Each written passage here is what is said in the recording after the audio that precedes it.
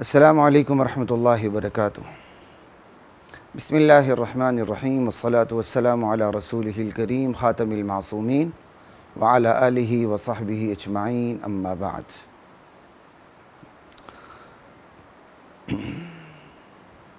ख़वातीन व हज़रात, मुख्तसर दर्स हदीस की नशिस्त के साथ खलीक़ुर रहमान आपसे मुखातिब है। आज की हदीस का ताल्लुक़ आलम बरज़ख़ से है, अज़ाब और सवाब क़ब्र से है, मुनकर नकीर के सवालात से है। अज़ाब क़ब्र, आलम बरज़ख़ पे इंशाअल्लाह जो आप थोड़ा बहुत जानते हैं ज़हन में वही काफ़ी। अल्लाह ताला ने चाहा इन अहादीस के दरमियान में या इन अहादीस के अख्तिताम पे थोड़ी सी उसूली बातें भी हो जाएंगी। बहरहाल इतनी सी बात याद रखें, बरज़ख़ पर्दे को कहते हैं। दुनिया और आखिरत के दरमियान जो पर्दा है कि हशर नशर से पहले तक हमारे मरने के बाद हमारी रूहों ने जहाँ रहना है उस मकाम को आलम बरज़ख़ कहते हैं। इतनी सी बात याद रखें। बरज़ख़ हिजाब है, बरज़ख़ पर्दा है। बरज़ख़ की ज़िंदगी से मुताल्लिक़ बंदा क़ियास आराइयाँ नहीं कर सकता। बरज़ख़ नाम बताता है कि आप बरज़ख़ी ज़िंदगी के मुतालिक क़ियास आराइयों से काम नहीं ले सकते।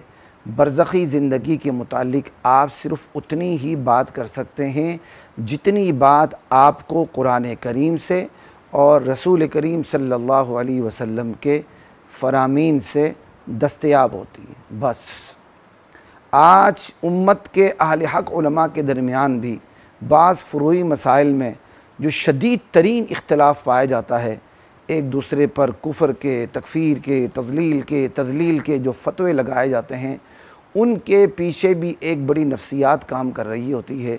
वो ये कि शरीयत ने जहाँ इजमाल रखा है हम अपनी तरफ से उसकी तशरीहात शुरू कर देते हैं और फिर एक दूसरे के ख़िलाफ़ फ़तवा लगाते हैं।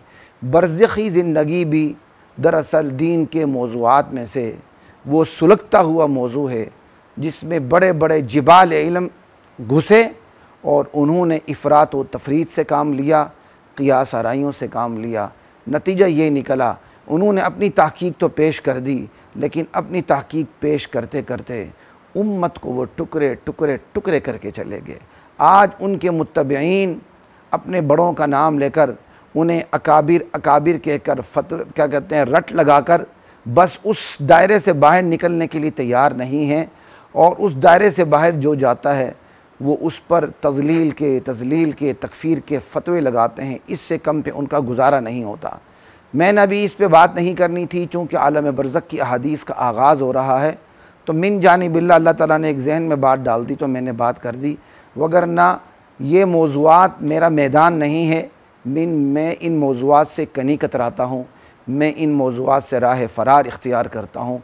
बस सिर्फ़ वहाँ तक बात करता हूँ जहाँ अक़ीदे की दुरुस्ती और अक़ीदे की इस्लाह के लिए, ख़ुद को मोमिन और मुसलमान रखने के लिए उस पे बात करना और उतनी तहक़ीक़ रखना ज़रूरी होता है। मैं उस कदर बात करता हूँ, इससे ज़्यादा बात नहीं करता। जैसे कुरान करीम में बरज़ख़ी आयात के मुतालिक कहा गया है, व मिन वराइहिम बरज़ख़ुन इला यौमि युबअसून।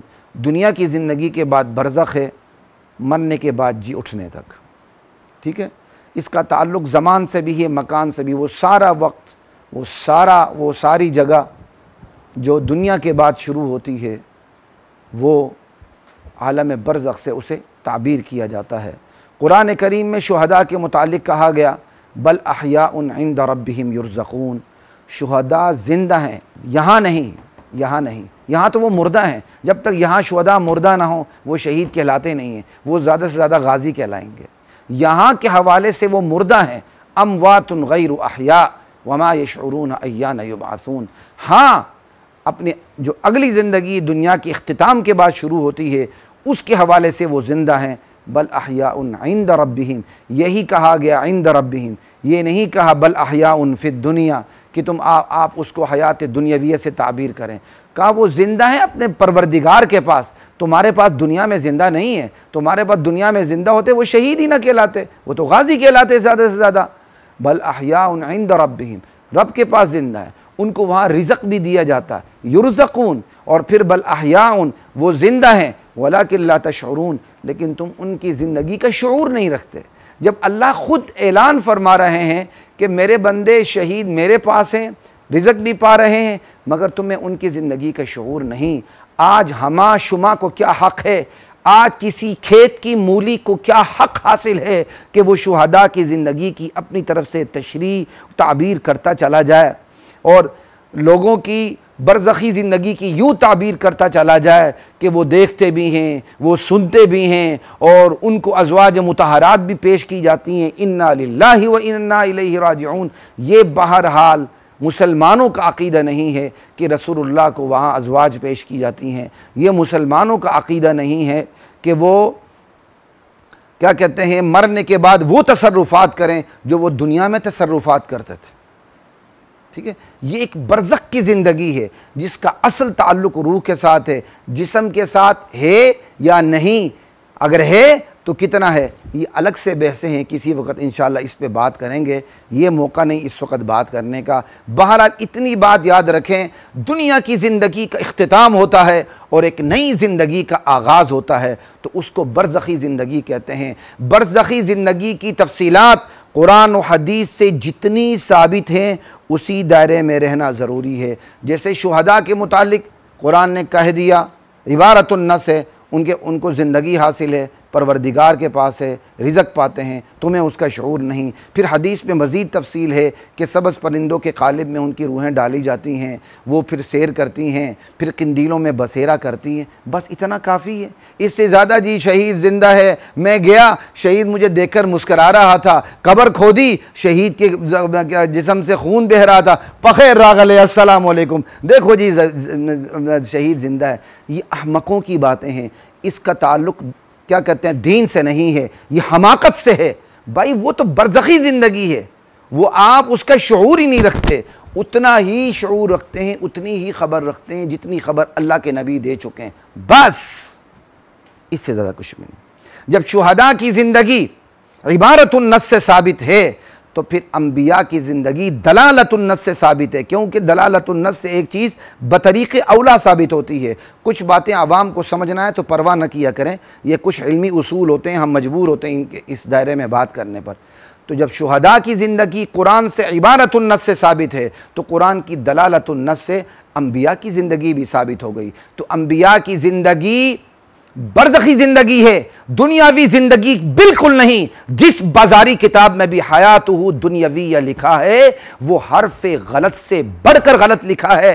ये कुरान की आयत नहीं कि हम हयातुहु दुनियाविया की फिर तशरीह करें। दुनिया की सी मतलब ये है, तारीफ़ के मकाम पर आपको इजमाल से या किनाये से काम लेने की ज़रूरत क्या है। तारीफ़ के मकाम पर तो बात खोल के बयान की जाती है। जिसने भी हयातुहु दुनियाविया कहा है उसने सराहतन गलती की है, उसने उम्मत में तोड़ पैदा की अपने गलत नज़रिए के तहत। आज जो उम्मत के सही उलमा हैं हयातुहु दुनियाविया की वो का सही तर्जुमा भी नहीं करते, वो फिर उसको तोड़ के कहते हैं इसका मतलब है दुनिया जैसी। ठीक है ना, ये मैं इन मौज़ूआत में पढ़ना नहीं चाहता था लेकिन मजबूर होकर मैंने इतनी बात कर दी। इतनी ही बात समझें कि दुनिया की ज़िंदगी का इख्तिताम होता है तब और जब एक नई ज़िंदगी का आगाज़ होता है। वो नई ज़िंदगी इस दुनिया की ज़िंदगी से बिल्कुल मुतज़ाद है, मुतबायिन है। इस दुनिया की ज़िंदगी जैसी नहीं है, इस दुनिया की ज़िंदगी से अलग थलग है। बंदा नेक है तो बेहतरीन मकाम पे है, आला इल्लियीन में। बंदा बुरा है, सिज्जीन में है। नबी अलैहिस्सलाम की बरज़खी ज़िंदगी दुनिया की ज़िंदगी से आला, अफजल और बरतर है, लेकिन दुनिया की ज़िंदगी नहीं है, न दुनिया की सी है। हम किसी भी करने के लिए तैयार नहीं हैं। हम किसी की इबारत को कुरान की आयत का दर्जा देने के लिए तैयार नहीं हैं। हम कहते हैं नबी अलैहिस्सलाम की ज़िंदगी दुनिया जैसी भी नहीं बल्कि दुनिया की ज़िंदगी से आला, अफजल और बरतर है और बरज़खी ज़िंदगी है, जन्नत वाली ज़िंदगी है। यही बाकी तमाम सुलहा की ज़िंदगी का हाल है कि उनकी ज़िंदगी बरज़खी ज़िंदगी है, दुनिया की ज़िंदगी से आला, अफजल और बरतर है। बस इस हवाले से इतनी सी बात काफ़ी है। अब हम चलते हैं, चूँकि हदीस का ताल्लुक़ ही बरज़खी ज़िंदगी से है, तो इसलिए बरज़खी ज़िंदगी के मुतालिक हदीस सुनी है, जो हदीस का ताल्लुक़ सवाल और जवाब से। सुनिए जी। अन अनस रज़ी अल्लाह तआला अन्हु क़ाल, हज़रत अनस रज़ी अल्लाह तआला अन्हु से रिवायत है, फरमाते हैं क़ाल रसूलुल्लाह सल्लल्लाहु अलैहि वसल्लम, अल्लाह के रसूल सल्लल्लाहु अलैहि वसल्लम ने इरशाद फरमाया, इन्नल अब्दा, जब बंदे को, यकीनी तौर पर जान लो, जब बंदे को इज़ा वुज़िअ फ़ी क़ब्रिही, जब उसकी कब्र में रखा जाता है, व तवल्ला अन्हु अस्हाबु, और उसके साथी उसे छोड़ के लौट आते हैं, तो इन्नहु लयस्मउ क़रअ निआलिहिम, ऐसे में वो बेशक लौट के वापस जाने वालों की जूतों की आहट को सुन रहा होता है। ऐसे में अताहु मलकान, दो फरिश्ते आ जाते हैं। ये मैंने ग्रामर के हिसाब से तर्जमा कर लिया है, समझने वालों को समझ आ गई होगी। आखिर में इंशाअल्लाह एक दो कायदे नहविये की तशरीह कर दूँगा, अगरचे मुख्तसर हदीस में मैंने कवायद नहविये की तशरीह रखी नहीं है। अताहु मलकान, ऐसे में दो फरिश्ते आते हैं जिनको मुनकर नकीर कहते हैं। मुनकर नकीर ओपरे, अनजान, पहचान नहीं सकता बंदा उनकी शक्ल व सूरत को, मुनकर नकीर कहते इसलिए, ठीक है ना। एक मुनकर, दूसरा नकीर। अताहु मलकान, दो फरिश्ते आते हैं, फ़युक़इदानिही, फिर उसको बिठाते हैं। बाद रिवायात में फ़युजलिसानिही है, ये ज़्यादा बेहतर है। ये मौका नहीं इस पे बात करने का, क्योंकि जुलूस जो होता है, बंदा लेटा हुआ हो तो उसको उठा के बिठाते हैं, और क़ऊद क़ियाम के मुकाबले, क़ियाम से क़ऊद होता है, जैसे हम नमाज में क़ियाम क़ऊद की बात करते हैं।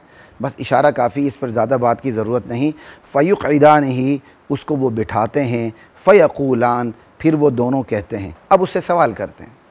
क़ब्र में तीन बड़े सवालात हैं, ठीक है, लेकिन यहाँ सिर्फ़ एक सवाल है। उसकी वजह भी मैं आखिर में बयान कर दूँगा कि इस हदीस में क़ब्र के सिर्फ़ एक सवाल का तज़किरा क्यों किया गया, ये बात याद रखिएगा, ठीक है जी।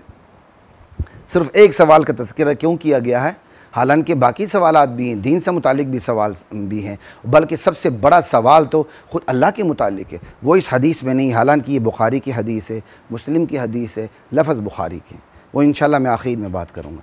फ़यक़ूलान, वो कहेंगे, सवाल करेंगे, मा कुन्त तक़ूलु फ़ी हाज़ा रजुल लि मुहम्मद, ठीक है, वो कहेंगे तुम्हारी इस शख्सियत, जो शख्सियत मोहम्मद सल्लल्लाहु अलैहि वसल्लम की है, इनके मुतालिक तुम्हारा दुनिया में क्या अक़ीदा रहा था, क्या ख़याल था, तुम्हारा क्या अक़ीदा था, तुम्हारा क्या नज़रिया था मुहम्मदुर रसूलुल्लाह की शख्सियत के मुतालिक, उनकी ज़ात मुताहरा के मुतालिक तुम्हारा क्या अक़ीदा था।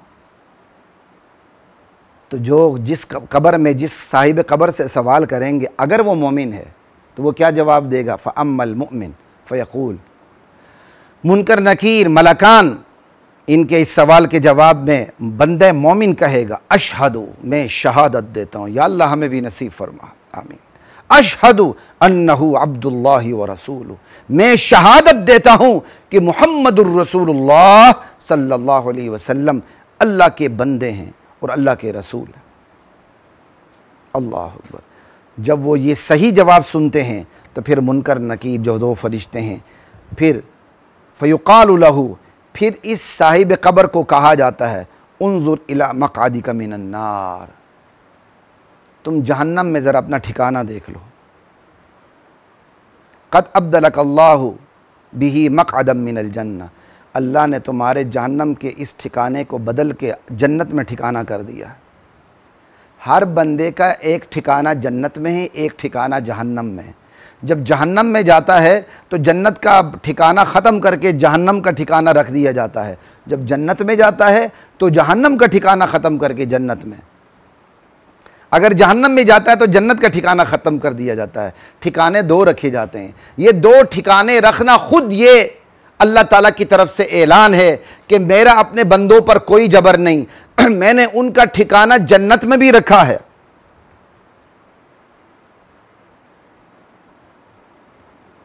और जहन्नम में भी रखा है।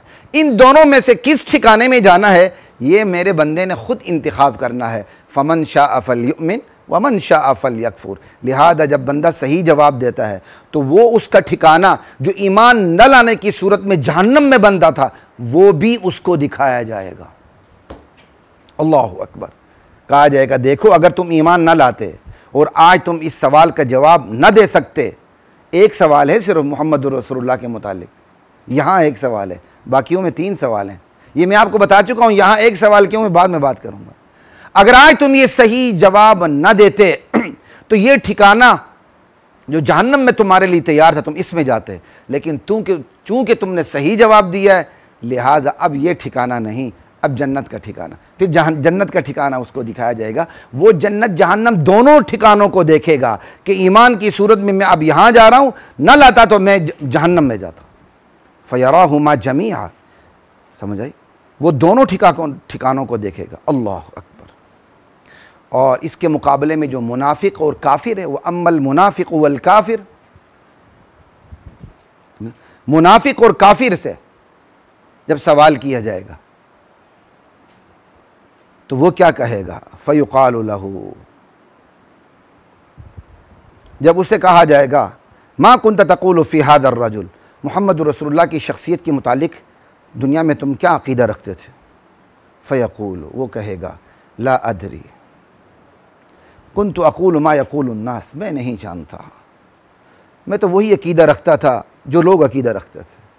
क्योंकि यक़ूलु, क़ाल यक़ूलु सिर्फ कहने के लिए नहीं आता, गुमान रखना और एतिक़ाद रखने के भी बारे में आता है। जैसा कि मैंने ऊपर तर्जुमा कर दिया था, मा कुन्त तक़ूलु फ़ी हक़्क़ि हाज़र रजुल, कि मोहम्मद रसूलुल्लाह के बारे में तुम्हारा एतिक़ाद क्या था। तो भाई यहाँ भी तो यही यक़ूलु में एतिक़ाद ही रखेंगे ना, ये याद रखिए कि तुम मोहम्मद रसूलुल्लाह के मुतालिक तुम्हारा एतिक़ाद क्या था। वो कहेगा मैं नहीं जानता, मैं तो वही कहता था, वही अक़ीदा रखता था जो लोग अक़ीदा रखते थे, मैं कुछ नहीं जानता। अल्लाह अकबर, ये क्या है, समझ आई बात की। ये एतराफ़ है उसकी तरफ से आदम इल्म का और आदम इनाबत का, याद रखिएगा।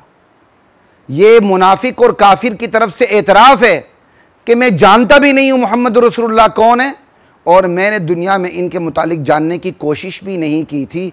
लोग जो कहते थे मैं उन्हीं के पीछे चलता था, जो लोग जो अकीदा रखते थे वो अकीदा मेरा था। ये आदम इल्म और आदम इनाबत से ताबीर है ये जुमला कि ला अदरी कुन्तु अक़ूलु मा यक़ूलु अन्नास। ख़वातीन व हज़रात, मैं इस पर इसलिए जोर दे रहा हूं कि इस पर बाद सवालात पैदा होते हैं, उनके तशफ़ी बख्श जवाबात कुतुब में नहीं मिलते, और ना मुझे उन सवालात से तशफ़ी हुई है कि भाई यहाँ तो मुनाफिक और काफिर का बयान है। मुनाफिक तो कहेगा लोग वही, जो लोग कहते थे मैं वही कहता था, लोग कलमा पढ़ते थे मैं कलमा पढ़ता था, दिल में तो नहीं जाता, मैं नहीं जानता था। भाई काफिर क्या कहेगा, काफिर तो कलमा नहीं पढ़ता था। तो बाद शुरा ने जवाब दिया काफिर ये बात कहेगा ही नहीं, काफिर सिर्फ ला अदरी कहेगा, या काफिर यही कहेगा लोग जो कहते थे मैं वही कहता था, वो झूठ मूठ कहेगा। लेकिन इन